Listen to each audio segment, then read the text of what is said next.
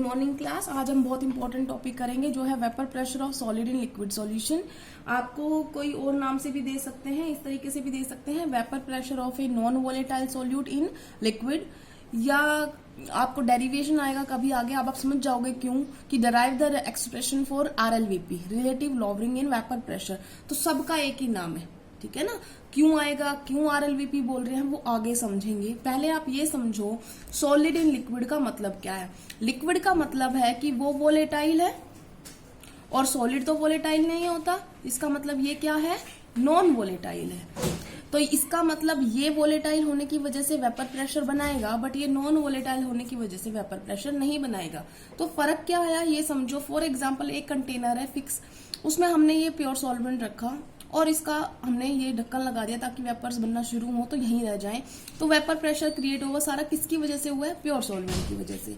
अब उसी बर्तन में हमने थोड़ी चीनी डाल दी और उसके बाद हमने यहाँ पे मेजर किया वेपर प्रेशर, तो वो कम आया एज एक्सपेक्टेड। तो वो क्यों कम आ रहा है कि सॉल्यूशन में तो चीनी भी डाल दी थी, ये भी डाल दिया था, लिक्विड भी, तो क्यों हुआ, इसको इस तरीके से समझो। फॉर एग्जाम्पल यहाँ पे अब ये जो सोल्यूट पार्टिकल्स है जो नॉन वोलेटाइल है वो आ गए हैं सरफेस के ऊपर, तो अब उनका रास्ता जो हो गया है वो क्या हो गया, एक तरीके से रुकावट आ गई है इसके आगे। तो इसका मतलब ये सरफेस जो है ये रुकावटें हैं। ये तो समझ लो, ये तो क्या थी, डायरेक्ट रेस, सिंपल रेस, और ये क्या है, हर्डल रेस। तो अब वेपर्स को इधर से जाना है, ठीक। अब इसको समझने के लिए कि सॉल्वेंट में था जब वेपर प्रेशर था, लेकिन जब सॉल्यूशन बनाया तो उसकी लोवरिंग हो जाती है वेपर प्रेशर की, क्यों होती है। आपको तो समझ में आ गया होगा कि पहले रास्ता क्या था, सीधा, सॉल्वेंट की वजह से था, रास्ता सीधा था, लेकिन अब क्या हो गया, इन रास्तों में क्या आ गई है, रुकावट आ गई, हर्डल रेस है। तो आप बताओ किसमें ज्यादा एनर्जी लगने वाली है, आपकी इसमें लगने वाली है ना, तो आपकी स्पीड इसमें कम होगी, तो वेपर प्रेशर इसमें कम होगा, ठीक है। अब हम इसको समझते हैं डेरिवेशन के हिसाब से कि क्या कैसे डराइव होता है ये। तो सबसे पहले तो आप ये समझो कि राउल्ट्स लॉ के हिसाब से जो वोलेटाइल कंपोनेंट है, हमारे पास वोलेटाइल कंपोनेंट कौन है, लेट इट बी, हमने वोलेटाइल कंपोनेंट मान लिया सॉल्वेंट को, 1 नंबर डाल दिया, कंपोनेंट 1। इसका मतलब कंपोनेंट 1 कौन मान रहे हैं हम, सॉल्वेंट, ठीक है। तो उसका हमने बता दिया कि उसकी वजह से वेपर प्रेशर होने वाला है।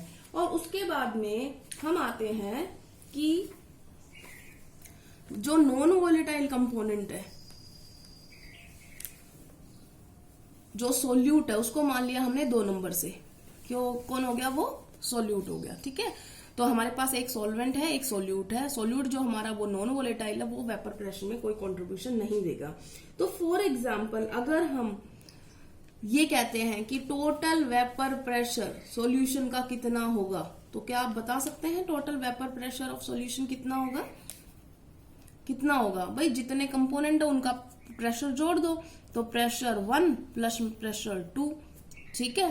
अब इसने तो कुछ करना ही नहीं ना, सॉल्यूट ने, तो यहाँ पे P2 की वैल्यू क्या हो गई, P2 की वैल्यू 0 हो गई।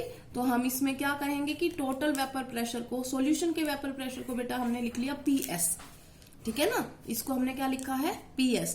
तो PS is equal to P1 हो जाएगा। इतनी बात समझ में आ गई। और राउल्ट्स लॉ के हिसाब से P1 की वैल्यू क्या है, राउल्ट्स लॉ के हिसाब से P1 की वैल्यू है X1 P1 नॉट। ये वैल्यू इसमें पुट कर दो, PS is equal to X1 और P1 नॉट। ये बात समझ में आ गई। अब हम क्या कर रहे हैं इसको कि प्योर सॉल्वेंट को हम ले रहे हैं P नॉट, तो हमारे पास एक ही कंपोनेंट है, ये प्योर सॉल्वेंट में है, जो इसका बताया हमने, ये मोल फ्रैक्शन है सॉल्वेंट का, और ये हमारा सॉल्यूशन का है। तो हम क्या कर रहे हैं, हम एक बार डिवाइड करके देखते हैं किसको, PS को P नोट से। अगर सिंपल नोट भी लिख लो तो भी हमारे पास एक ही कंपोनेंट है, वो पता है सॉल्वेंट की वजह से। मान लो PS से P नोट को डिवाइड कर दिया, तो ये आ गया X1 P नोट, P1 को ही बेटा मैं P नोट बोल रही हूँ, ठीक है ना। आप इसको 1 हटा ही लो, दिक्कत ही नहीं, यहाँ पे भी हटा लो, कंफ्यूज नहीं हो गए कि सॉल्वेंट को प्योर स्टेट में हमने P नोट लिया है। तो X1 P नोट बटे में हमने डिवाइड किससे किया है, P नोट से। तो dividing equation by P nought. तो हमें क्या मिल गई, P S by P nought is equal to x1 P nought by P nought. P nought से पी नोट कट जाएगा, तो हमारे पास क्या आ गई, P S by P nought is equal to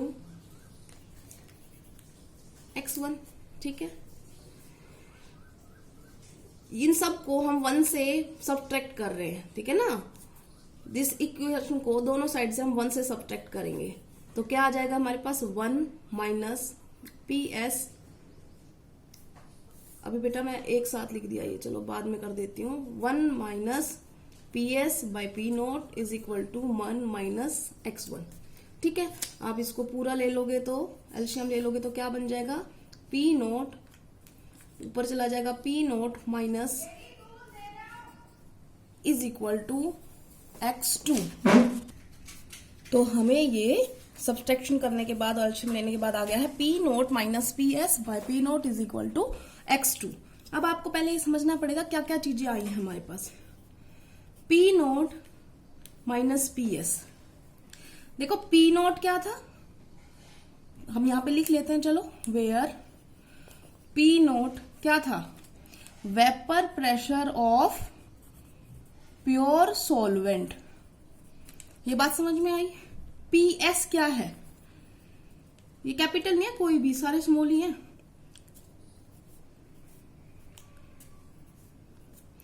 तो पी एस जो है वो क्या है, वेपर प्रेशर ऑफ सॉल्यूशन। तो अब देखो, सॉल्वेंट का ज्यादा है, सॉल्यूशन का कम है, तो इसको हम क्या बोलेंगे कि कितनी कमी आई, ये है lowering in vapour pressure of solution. पहली बात समझ में आई कि कितना कम हो गया है वेपर प्रेशर सॉल्यूशन बनने के बाद। सॉल्वेंट ज्यादा था, सॉल्यूशन क्या हो गया, कम हो गया। क्यों कम हुआ, कितना कम हुआ, वो आपको रीजन बता दिया कि ये हर्डल रेस बन गई है नॉन सोलटाइल सॉल्यूट के बाद।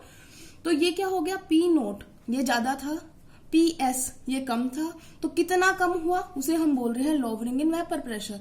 अब जो ये टर्म आई है इसको हम क्या बोल रहे हैं, P note minus P S बटे में पी नोट। तो ये एक्चुअली क्या हो गई, ये रिलेटिव लोअरिंग होगी, क्योंकि हमने कंपेयर कर दिया ना बटे में पी नोट करके, प्योर सॉल्वेंट वाले से डिवाइड करके। तो ये क्या हो गई, relative lowering in vapour pressure of solution, जिसको RLVP भी बोलते हैं। R से रिलेटिव, L से लोअरिंग, V से वेपर, P से pressure. Relative lowering in vapour pressure को हम बोलते हैं RLVP। तो इससे आपने क्या कंक्लूजन निकाला कि जो लोअरिंग ऑफ वेपर प्रेशर है वो किसके मोल फ्रैक्शन पर डिपेंड कर रहा है। ये x2 क्या है, आपने यहां पे लिखा था, क्या है, मोल फ्रैक्शन ऑफ सॉल्यूट। इसका मतलब जो रिलेटिव लोअरिंग है वो किसके अमाउंट पे डिपेंड कर रही है, वो सोल्यूट के पे अमाउंट पे डिपेंड कर रही है। क्योंकि सीधी सोचने वाली बात है ना, एक सोल्यूट का मॉलिक्यूल है मान लो यहाँ पे, तो एक ही हर्डल है, 10 आ जाएंगे तो 10 हर्डल है, रिलेटिव लोअरिंग ज्यादा होएगी, और 15 आ गए तो और ज्यादा होएगी। इसका मतलब वो इस बात पे डिपेंड नहीं कर रहा कि सॉल्वेंट कितना है, वो इस बात पे डिपेंड कर रहा है कि उसका सोल्यूट कितना है।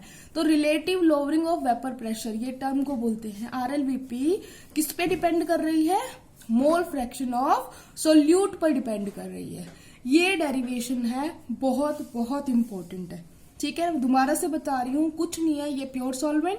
जब हमने नॉन वोलेटाइल सॉल्यूट ऐड किया तो relative lowering in vapour pressure हुई। वो कैसे हुई वो हम देख रहे हैं कि टोटल वेपर प्रेशर सॉल्यूशन का हमने माना, सॉल्वेंट का ऐड कर दो वेपर प्रेशर, सॉल्यूट का ऐड कर दो, बट सॉल्यूट नॉन वोलेटाइल है, ये टर्म कट गई, सिर्फ किसके बच गई, सॉल्वेंट की। सॉल्यूट 0 हो चुका है। अब सॉल्वेंट का जो है वो हमने राउल्ट्स लॉ के हिसाब से लिखा कि राउल्ट्स लॉ के हिसाब से जो सॉल्वेंट का वेपर प्रेशर होता है मोल फ्रैक्शन इनटू में प्योर सॉल्वेंट का जो प्रेशर होता है वो होता है। तो PS is equal to mole fraction of solvent into में उसका वेपर प्रेशर प्योर स्टेट में। ठीक है, हमने डिवाइड किया P नोट से इस इक्वेशन को, तो PS by P nought is equal to, तो ये आ गया हमारा मोल फ्रैक्शन ऑफ सॉल्वेंट। अब हमने इसको पूरी इक्वेशन को 1 से सब्सट्रैक्ट कर दिया, तो इसको सब्ट्रैक्ट करने के बाद क्या आ गया, दोनों साइड 1 माइनस 1 माइनस, तो 1 माइनस पी एस, ये एल्शियम लेके आ गया हमारे पास P note minus P S. ये बता रहा है कितनी लॉवरिंग है। न्यूमेरिकल्स में आपसे पूछा जाएगा कि लॉवरिंग निकालो, रिलेटिव लॉवरिंग निकालो, तो आपको पता होना चाहिए लॉवरिंग होता है सॉल्वेंट, क्योंकि उसका ज्यादा था, लोअर हो गया सॉल्यूशन का, तो दोनों को माइनस कर दो, ये लॉवरिंग है, और बटे में पी नोट कर दो, तो ये उसका रिलेटिव लॉवरिंग है। तो ये किसके बराबर आएगा, क्योंकि 1 माइनस x1 क्या होगा, मोल फ्रैक्शन था एक कंपोनेंट का, दूसरे कंपोनेंट का क्या होगा x2, तो 1 माइनस x1 क्या आ जाएगा x2, क्योंकि मोल फ्रैक्शन दोनों का जोड़ क्या होता है x1 plus x2 is equal to 1।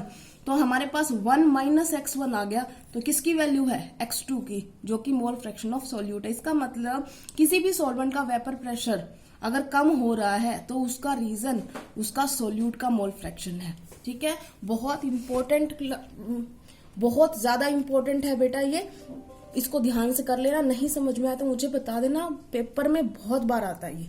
ठीक है, थैंक यू क्लास।